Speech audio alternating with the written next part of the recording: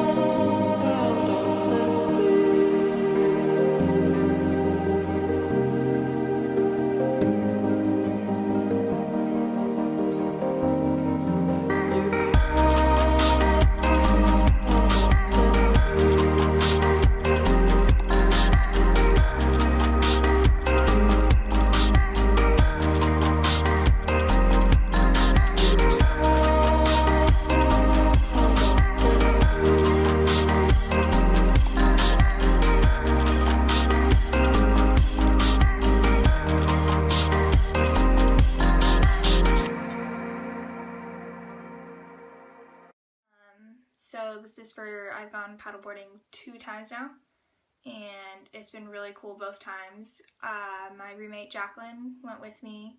She is an experienced paddleboarder, so it was nice going with someone who knows what they're doing. It helped me be calm in the water. We both went and we borrowed our friends' boards and we went out in the water, and it was such a surreal experience. It was not what I thought it was going to be at all. It was weird kind of like being on the board on the surface of the water of it all, but knowing that there was so much going on underneath. One of the days we went out, we took the GoPro, and it was really sunny, really clear. There were no waves. You could literally look down and like see the kelp forests. I've never seen the water so clear in Santa Barbara, and that was a really cool experience. I also saw a lot of birds. I didn't know that there were so many birds that would go and just sit out on the water, but they just kind of like fly literally right by you and then sit out on the water. And Jacqueline and I were just talking about paddleboarding because she has a couple friends that do it competitively, and we were talking about like how it just developed into this full-blown phenomenon. Now it's a competitive sport. There's paddles like from the mainland to the Channel Island and back. There's like a race. And I didn't know about any of that stuff, so that's something that would be cool to look into. And Also just got me thinking about like the origins of paddleboarding, because I feel like you hear about surfing a lot, but like what's the difference, where did it come from, stuff like that. So thought it'd be cool to look into further, and I'm looking forward to going paddleboarding again.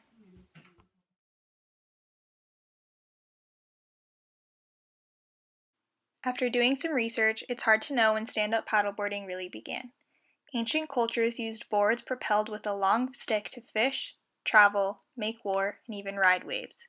Here's an example of the Chan-Chan in Peru who still use paddle boards to fish. The Hawaiians pioneered stand-up paddleboarding for pure fun. Duke Kahanamoku, the most famous of the Waikiki Beach Boys, was said to use an outrigger paddle to help propel his heavy board into the velvety waves of Waikiki. He inspired John Zapataki to try stand-up paddleboarding. Today, John is considered the father of modern stand-up surfing. So I went and talked to Duke. He said, well, get yourself a paddle and do it. I did that, and I've been doing it ever since. I've been surfing out here now for 65 years, and probably 55 years I've been using the paddle. And it changed my whole life. I've been stand-up paddling ever since.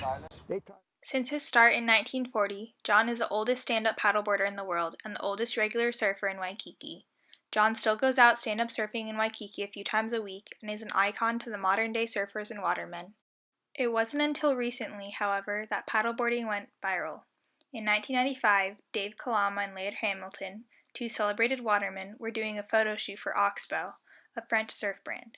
In an interview with Sup Surf Mag, Dave recalls the surf being small and getting bored. He decided to take canoe paddles out to fool around with. They were too short and caused the pair to have to bend over, but regardless, Dave and Laird had a great time, and Laird went and had some taller paddles made the next day. After that, they just started doing it more and more. This is one of the key events that sparked the rapid rise in exposure and popularity of modern stand-up paddleboarding. Unlike surfing, it doesn't require a good surf. One can paddleboard at any time and still enjoy his or herself. This marks the main appeal. And furthermore, Dave's interview shed light on why surfers would choose to paddleboard instead of surf. According to Dave, stand-up paddleboarding helped him take his surfing skills to another level. It got his legs stronger, and riding his 9-foot long board was then easier to maneuver or surfing compared to a 12-foot paddleboard.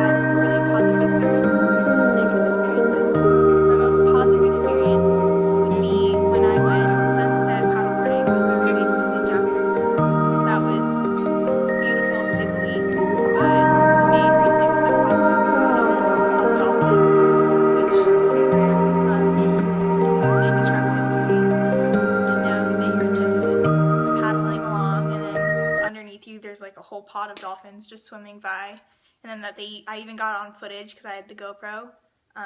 That was really cool. It's very lucky to have experienced that.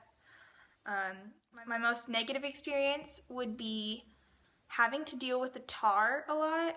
I know I've been on the beaches, like run on the beach and had the tar stick to my shoes, but I never thought that it was actually physically in the water.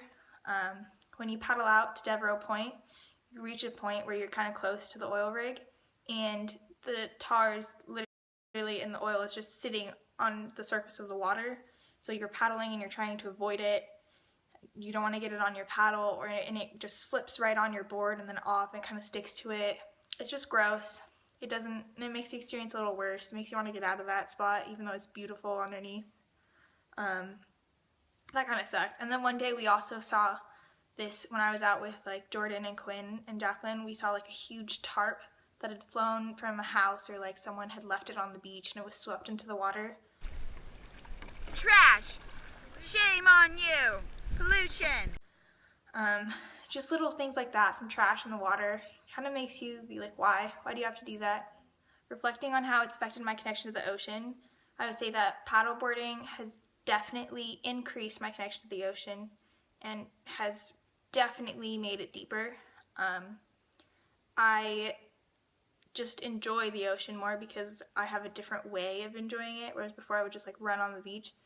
Physically being in the water and being surrounded by the ocean and all of the wildlife, it's a really cool experience, and it makes you care more about for example, after seeing the dolphins swim by, I was like, oh, I hope they don't get tar on themselves when they sprout up over past Devereaux Point, or oh, I hope they don't run into any trash, things like that. It just kind of puts things in perspective. I really believe that I will continue paddleboarding, because especially after encouraging all my friends to go out, I think I made them enjoy it more, and I think I helped their connection to the ocean, so it kind of feels like a chain reaction. If one person does it, then we encourage the other person to do it, and then more. So I feel like in our free time, instead of being like, let's just watch a movie or watch a show, we'll be like, no, we have some time. Let's go paddleboarding. We know we can do it in like an hour before we have class. It's a beautiful day out. Let's go enjoy it. So that was a huge takeaway for me, and yeah, thanks for watching.